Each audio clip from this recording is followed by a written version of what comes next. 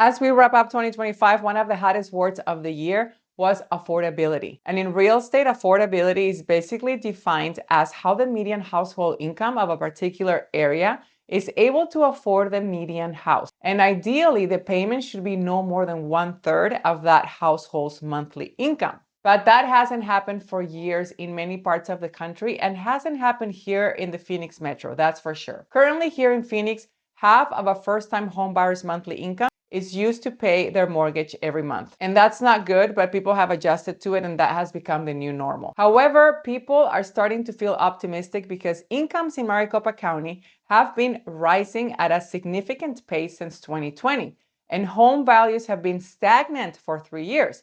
So could this moment be a small window of opportunity now that buyers have come to terms with the mortgage rates, home prices have stayed flat, and their incomes increased a little? That's what it's looking like. Inventory under $500,000 accounts for roughly 57% of all inventory for sale and is up 16% from last year. The luxury market and ultra luxury market in Arizona have actually gone up this year. So that's why we feel hopeful that 2026 will be better than 2025 in terms of buyer activity. With rates holding steady in the low 6% range for the last 4 months, demand and optimism are up for the onset of 2026. Closings for the last 30 days are up 3.3% from the same time last year. We are halfway through December so far. We are outpacing last year with an extra 14 closings per day on average. If this is a peek into what 2026 may bring, then sellers should be optimistic for contract activity in January.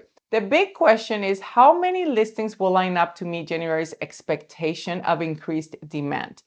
January is typically the top month for luxury, retirement, and seasonal community listings to hit the market. However, new listings across all price points come in like a wave from the first week of January to the end of March, providing lots of homes for sale for spring buyers. We are pretty balanced right now, according to the Cromford report.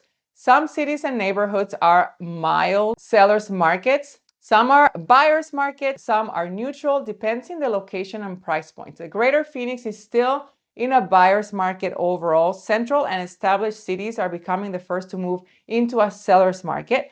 Most recently, Phoenix, Mesa, Tempe shifted back to a seller's market within the last 30 days, and all cities in the Northeast and the Southeast Valley, pretty much the whole East Valley, are in seller's markets right now, with the exception of Queen Creek and Sun Lakes. The developing cities of the edges of the Phoenix metro are typically the last ones to pull out of a buyer's market. Typically in those areas is where there's a lot of new construction, so they will remain in a buyer's market for a while, and because the inventory takes longer to absorb as new houses are being built every day. So when one house sells, there's like 3 new ones that come to the market that were built. Pinal County cities, for example, are buyer's markets except for Apache Junction, which just moved to a seller's market. The West Valley is a mix. El Mirage and Peoria recently shifted into a balanced market, joining Glendale, Avondale, and Laveen. All other West Valley cities are buyer's markets. Don't expect much upward pressure on price in the short term. Even if your city has shifted back into a seller's market, it doesn't mean that your price is gonna go up.